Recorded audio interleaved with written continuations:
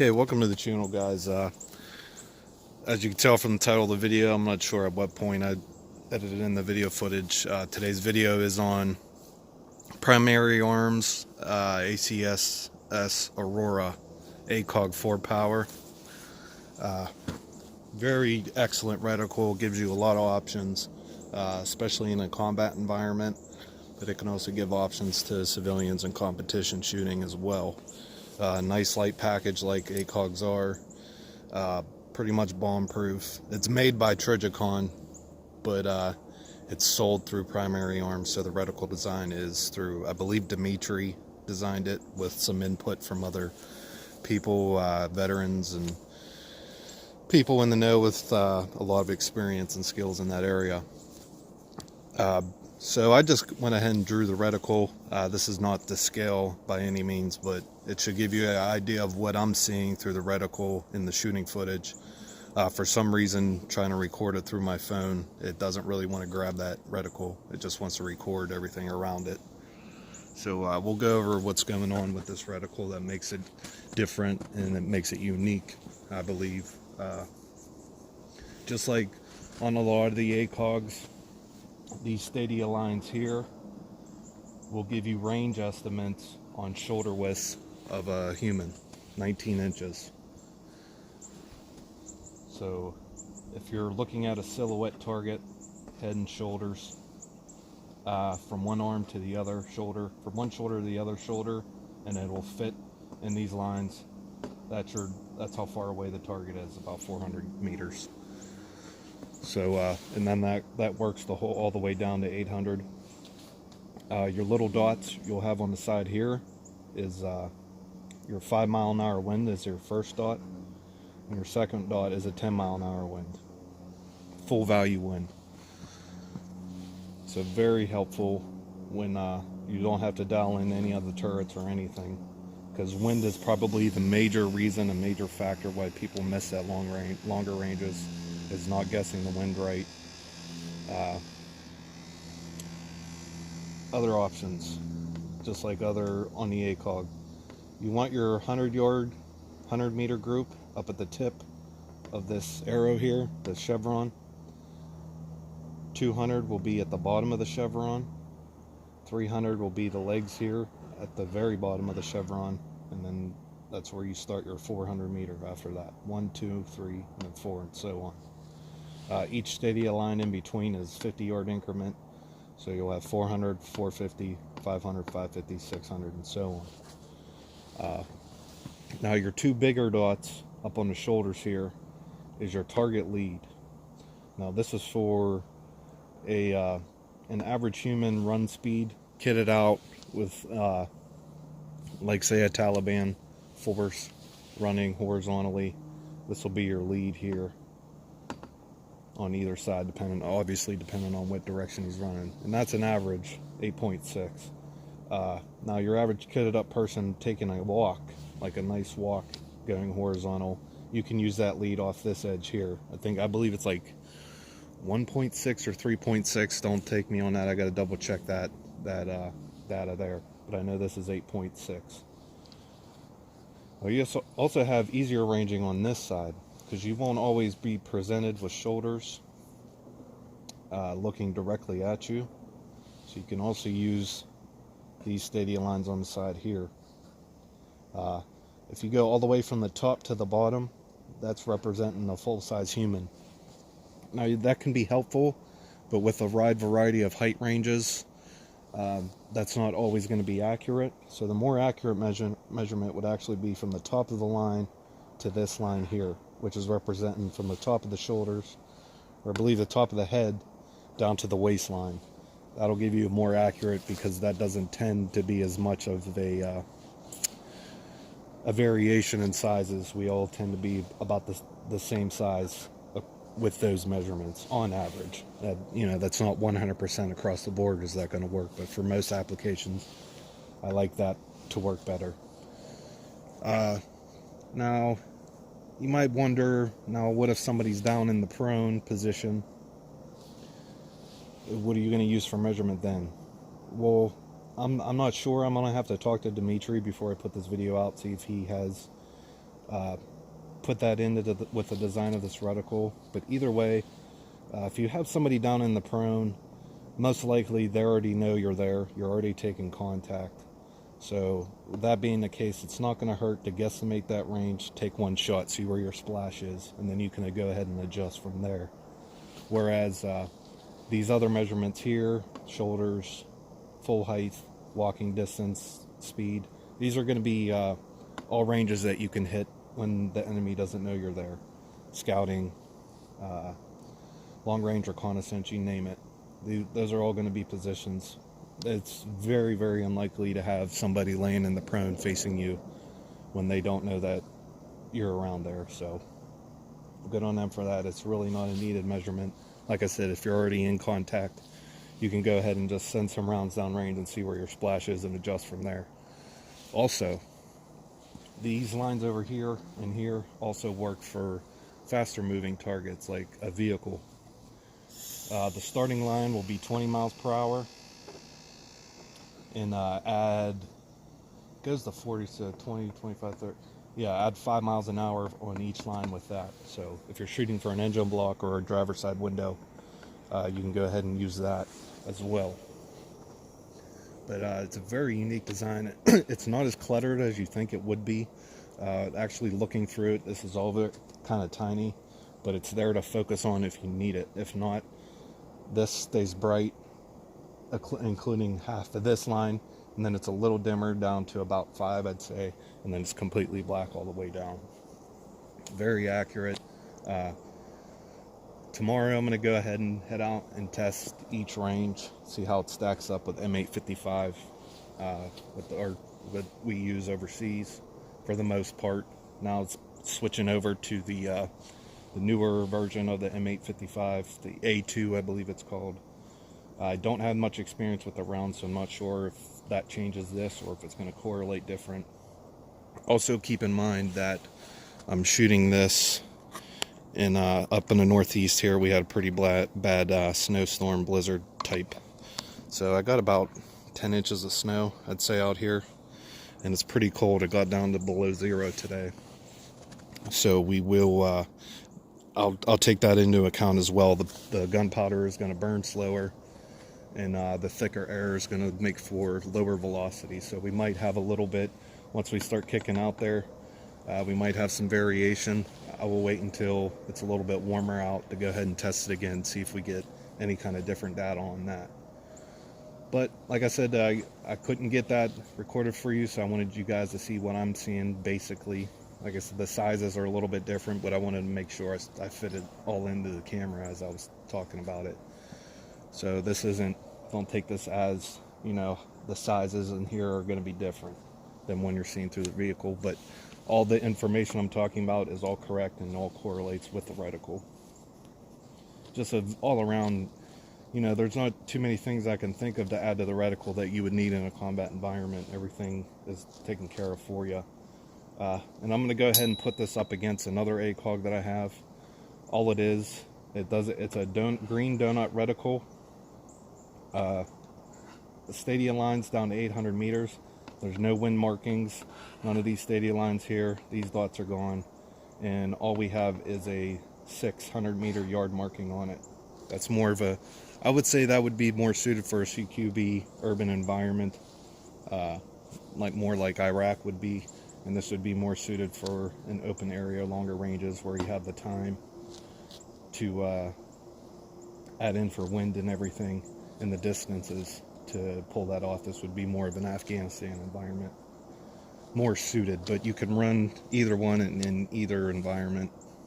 I even think now in Afghanistan, 4 power just isn't enough over there for them to identify, because that's the hardest thing in a firefight, is actually seeing where the hell you're getting shot from when it's far away. So I really think those guys should step up at least to an 8 power, you know, if not even go more, because they're not getting really any close range engagements for the most part. Of course, that's not 100% true. People do get in firefights and huts and everything like that, but for the most part, the enemy is well fought enemy that's been fighting wars now for over 20 years. So they know where to stay from, what our weapons are capable of, and they try to stay far away from us.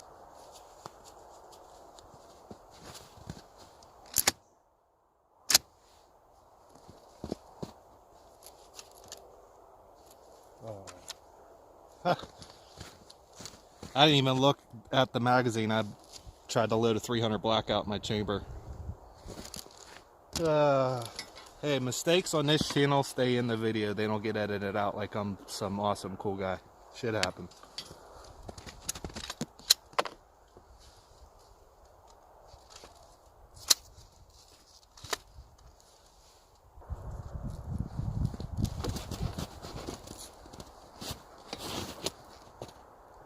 The reticle's nice and bright and clear out here. I got the sun. It's a little bit cloudy this way, but that reticle is illuminated perfect. I still prefer the green illuminated reticle, but it's nice and bright. No need for tape or any of that bullshit. So we should be able to get the job done pretty quick and get on out there and test our long range work.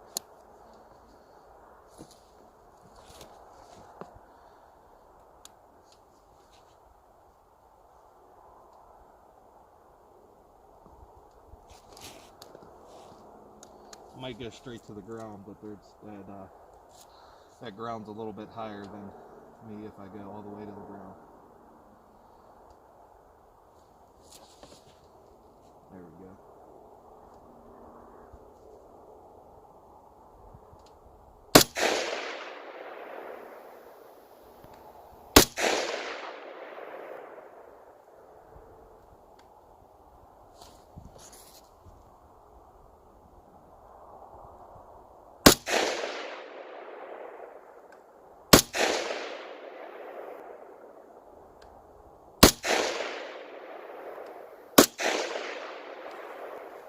Looks like we got them all in the bullseye, but we'll go check it out. I was all over the place back and forth. This ain't a very stable platform, but it should be good enough to get me zeroed for now.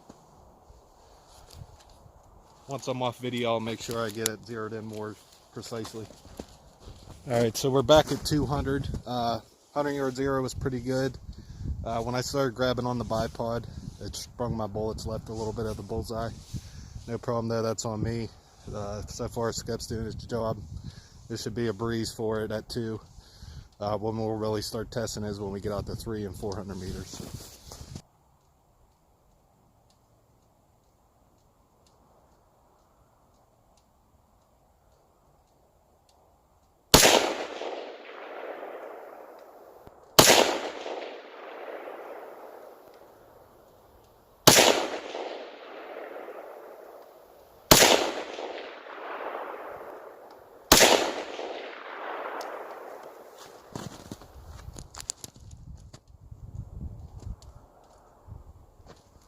First couple, I was completely off. That, like I said, this isn't stable at all. I'm shaking back and forth. But those last like 2 or 3 shots should be dead on.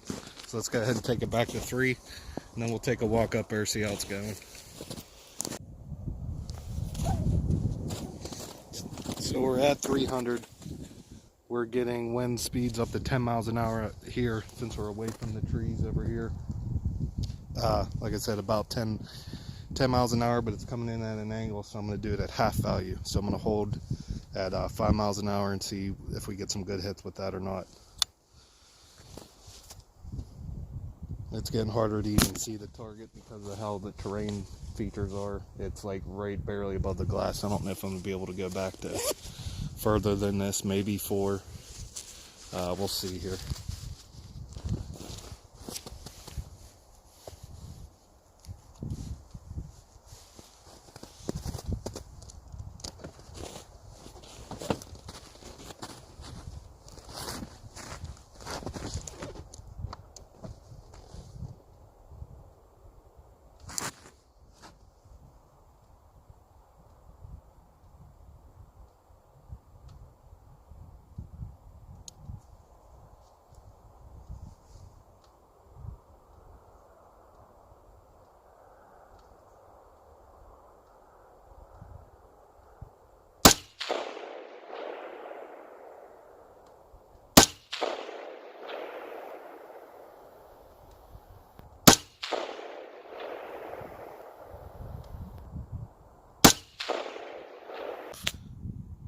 Okay, so not too bad. I'm pretty happy with the results given the conditions. And this target on the right here is my 100, 200 meter shots here. As you could tell, I was trying to get comfortable and messing with that bipod. Here's a hand size for reference. I have large size hands. It's about the size of a hand, this whole target. Yeah, here's my 1 and 200 meter shots. Not too bad. I shanked a few, but still kill shots. If you can hit a hand at those distances, you're absolutely good to go. When I ran into troubles when I got out to that 300 meter distance, and it's more on the terrain than anything, this target here completely disappeared, and I can barely make out the red dot on this one. As you can see, it's a little bit bigger, so that's kind of what I was trying to focus on. But the way the ground goes back once you get up farther, the ground's about here when you're looking out. Because of the terrain, it goes up and down. So that 300 meter was tough, especially with that full or half value wind. I took a couple guess shots. I was aiming off the shoulder of the chevron, because your 300 meter is the bottom of the chevron. A couple I came over more because the wind was picking up more, and I came up over a little bit too far than what I wanted to. Made a couple hits here. Again, still really good at 300 meters, still absolutely kill shots. But then I, instead of compensating so much for the wind, I came directly off the shoulder of the chevron. This is what I'm looking at here in my scope, if you can imagine with me. Sorry, I don't have no cool editing stuff to do that with. But and then here's my last two shots from that 300 meter distance.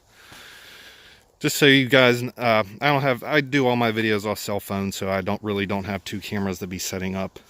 To have one down here so you guys can actually see the hits, but no bullshit, this is just what's going on. I'm not going to show you just all the good stuff. I'm going to show you my misses as well, and my not so good stuff. Again, still absolutely kill shots at those distances, but I expected a little bit better out of myself. So I'm going to give it a shot at 4. So if you see any new bullet hole, this is the only target I could see. I'm used to actually having my targets up on this tree here.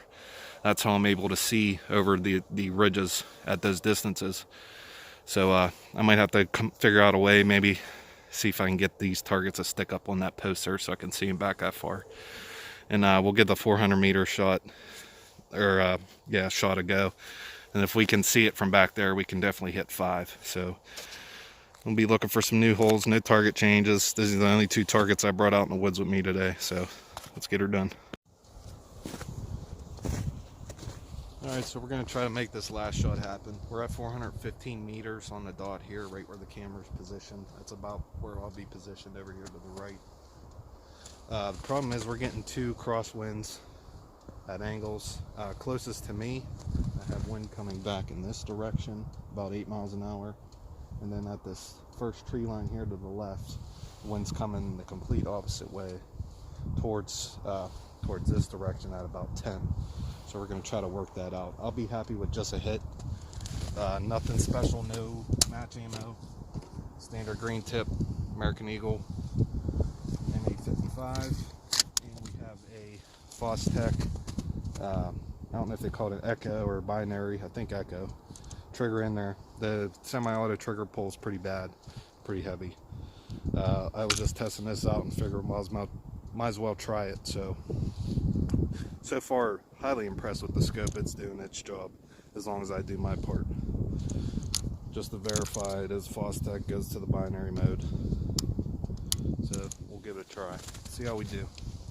I'll be happy with just some hits on that target. It's about hand size, a little bit bigger than my hand size down there at 415 meters, not yards.